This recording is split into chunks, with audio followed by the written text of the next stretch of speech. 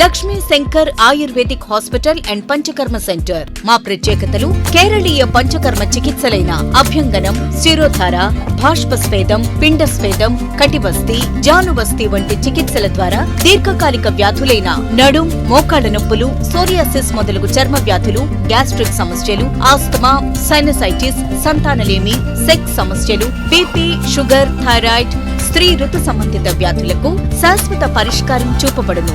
ఆర్షములలు, fistula, fissure సమస్యలకు క్షారసూత్ర చేయబడును. పిల్లల్లో జ్ఞాపక శక్తి, రోగ నిరోధక శక్తి పెరుగుదలకు స్వర్ణప్రాసన చేయబడును.